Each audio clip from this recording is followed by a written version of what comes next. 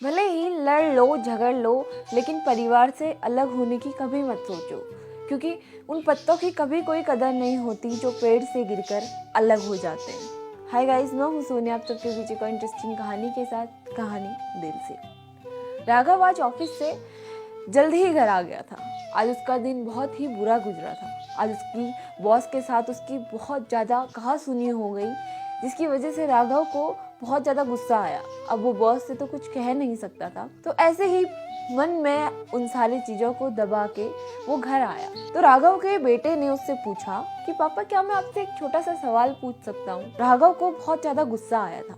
तो जब उसके बेटे ने उससे पूछा कि क्या मैं आपसे सवाल पूछ सकता हूँ, तो उसे और भी ज़्यादा गुस्सा आ गया। पहले तो उसने उसे बहुत ज़्यादा डांट लगा दी, लेकिन फिर उसने सोचा कि मैं किसी और का गुस्सा अपने बच्चे पे क्यों निकाल रहा हूँ। तो फिर राघव ने पूछा कि हाँ, तुम पूछो, मुझसे क्या सवाल पूछना चाह रहे हो। तो राघव के बेटे ने पूछा कि पापा, आप एक दिन में कितने पैसे कमाते हैं। ये बात सुनकर राघव को और भी ज्यादा गुस्सा आ गया। उसने कहा कि तुम्हें क्या करना है, मैं एक दिन में कितने पैसे कमाता हूँ। तो राघव के बेटे ने कहा कि प्लीज पापा, आप मुझे बताइए, आप एक दिन में कितने पैसे कमाते हैं। तो राघव और चिड़चिड़ा हो गया। वो डांटना चाह रहा था, लेकिन उसने फिर कंट्रोल कर लिया अपना गुस्सा। उसने कहा कि मैं एक दिन में 400 रुपये कमाता हूँ। अब तुम बताओ कि तुम्हें क्या करना है। तो राघव के बेटे ने कहा कि क्या पापा, आप मुझे 200 रुपये दे सकते हैं। राघव को अपने बेटे की ये बात सुन के बड़ा गुस्सा आया। उसने कहा कि 200 रुपये से तुम क्या करोगे।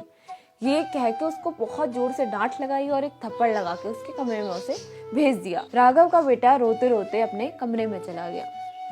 कुछ देर बाद जब राघव का गुस्सा शांत हुआ, तो उसने सोचा कि मैं इतनी मेहनत किसके लिए कर रहा हूँ, सिर्फ अपने बेटे के लिए। तो वो उसे मनाने के लिए उसके कमरे में पहुंचा। तो राघव ने 200 रुपये निकाले और अपने बेटे से कहा कि तुम्हें 200 रुपये चाहिए थे ना, ये लो। तो राघव का बेटा खुश हो गया। राघव के बेटे ने अपने पास भी 200 रुपये जमा किए थे। वो पैसे उसने अपने पापा के हाथ पे रख दिए। तो राघव ने कहा कि जब तुम्हारे पास 200 रुपये पहले से थे, तो तुमने मुझसे 200 रुपये क्यों मांगे। राघव के बेटे ने कहा कि ये 200 रुपये मेरी तरफ से, ये 200 रुपये जो आपने मुझे दिए थे, ये मैं आपको 400 रुपये दे रहा हूँ। पापा, क्या प्लीज़ आप मेरे साथ सिर्फ दिन का 1 घंटा बिता सकते हैं। मुझे आपसे बहुत ज़्यादा बातें करनी है, मुझे आपको अपने बारे में बताना है।